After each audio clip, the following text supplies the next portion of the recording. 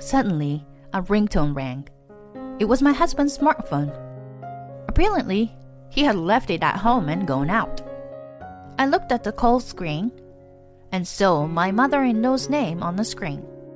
I felt bad ignoring the call from my mother-in-law, so I picked up the phone for my husband, who had left his phone at home. What are you doing? It's your daughter's big day, isn't it? A father is going to be late for his daughter's wedding. As soon as I picked up the phone, my mother-in-law, without even giving me a chance to answer, asks me a question right out of the blue. Daughter? What are you talking about? Our daughter passed away 5 years ago. You know that. Then, from the phone, I heard a young woman's voice ask, "Has Dad still not arrived yet?" Our daughter passed away 5 years ago. But my mother-in-law did indeed say daughter. And I hear a young woman's voice. What is this all about? My mind went blank. Linda, why are you answering the phone? My mother-in-law exclaimed to me on the phone, sounding impatient. My mind went blank, and my daughter's smile and memories of the past came back to me in bits and pieces. My husband Jason and I have been married for 20 years. Jason and I had a daughter shortly after we were married. She was a sweet girl with a lovely smile, but she passed away 5 years due to an illness. Soon after she was born, we found out that she was sick. The doctor told me, "We didn't expect her to live long. There is a possibility that she may die soon.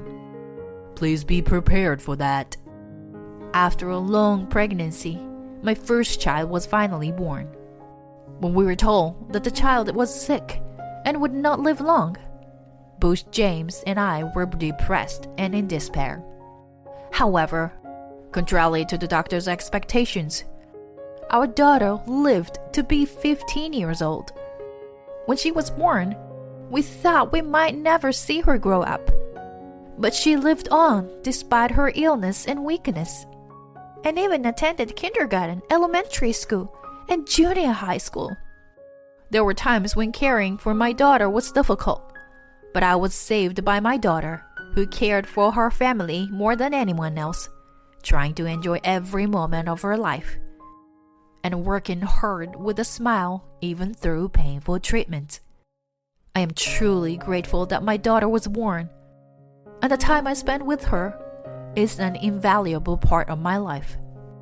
I am still grateful for the life she lived, and I am still grateful for the time she spent with me. And yet, she was only 15 years old. She would have been 20 now, 5 years after she passed away. The other day, I saw that there was a reunion of her middle school class in our area. There, I saw my daughter's classmates gathered there, talking happily and taking pictures together. I wonder what she would have talked about with her classmates if she were still alive. I wonder if she would have taken pictures with her friends. I wonder how my daughter, now an adult, would have lived the rest of her life. The more I saw her classmates shining brightly, the more I could only think of my daughter, who is in the past, wondering what if she were still alive. And I felt indescribably sad and cried a little on the way home. One Sunday, 5 years after her death, Jason was out early in the morning for a day. He went fishing with a friend. A few hours after Jason left, his phone rang. I didn't realize it until then, but Jason had forgotten his phone and had left it behind. I checked the call screen, and so it was my mother-in-law. I had bad if I answered Jason's cell phone, but I thought, what if this is an urgent call? And if it was my mother-in-law calling, there would be no particular problem if I answered. As soon as I pressed the call screen, without even a chance for me to answer, my mother-in-law said, in her very first words, "What are you doing? Today is your beloved daughter's big day. It's about to start. A father is going to be late for his daughter's wedding. Tell me quickly where you are." I thought it was the wrong number or something. But it was my mother-in-law's name on the screen and her voice on the phone. It occurred to me that maybe my mother-in-law was lost her mind.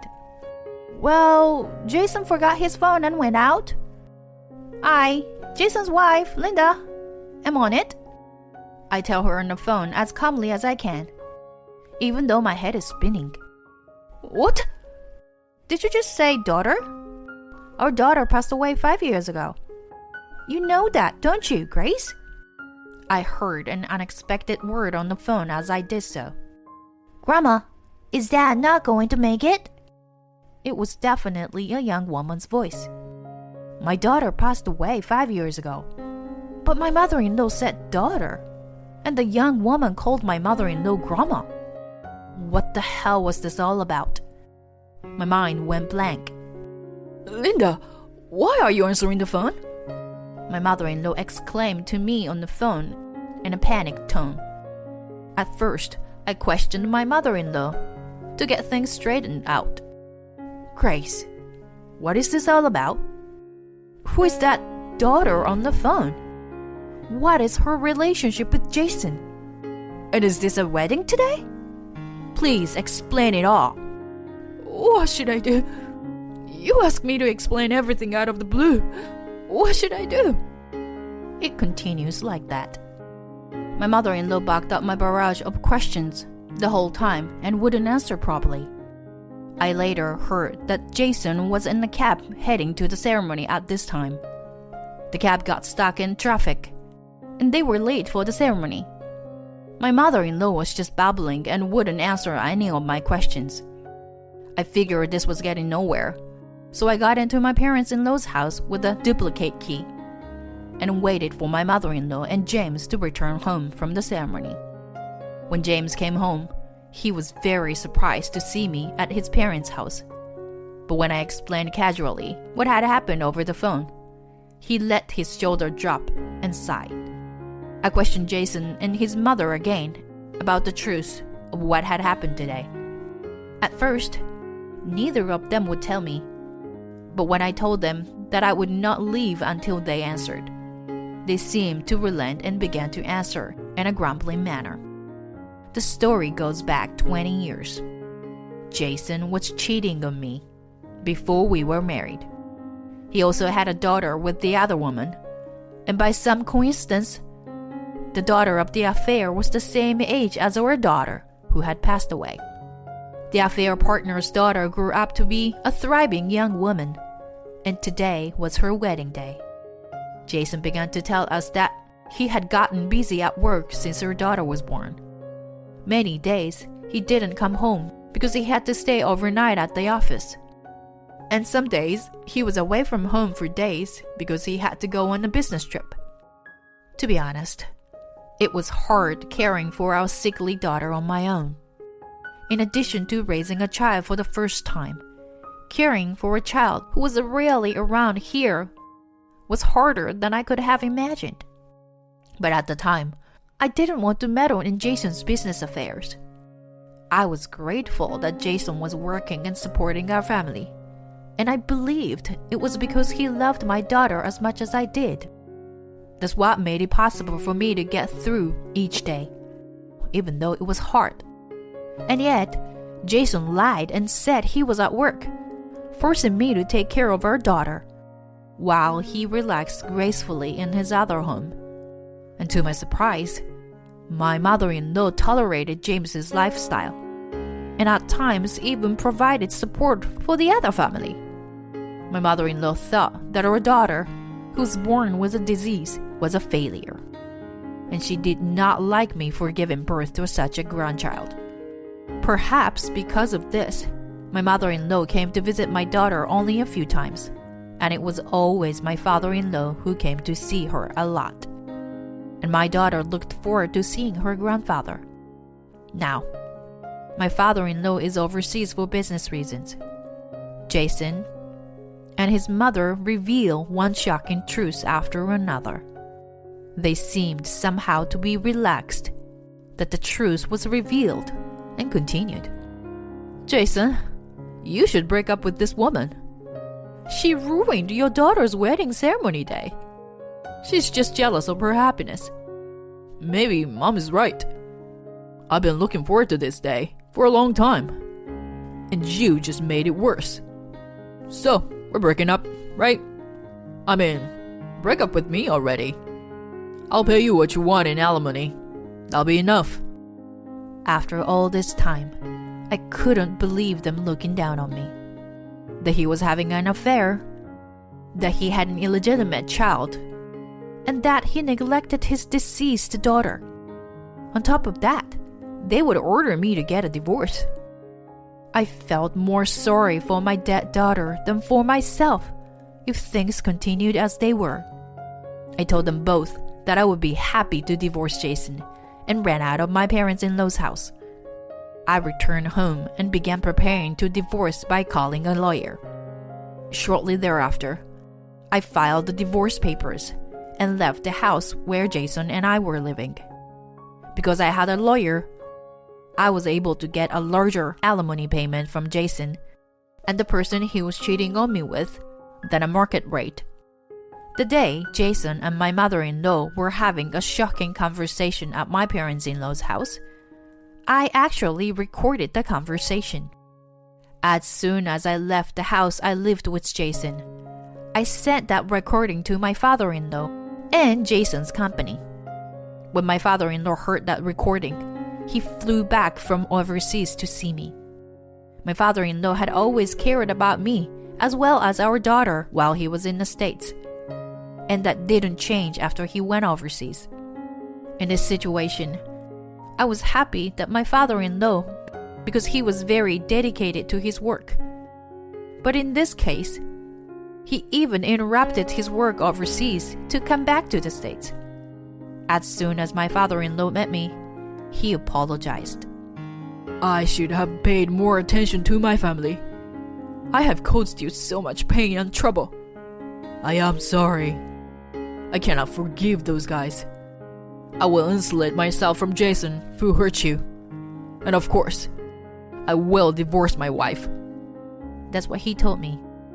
The company Jason worked for is owned by my father-in-law. In other words, my father-in-law's insulating Jason meant that Jason would be fired from the company he now works for. Jason was fired from the company after being insulated by his father.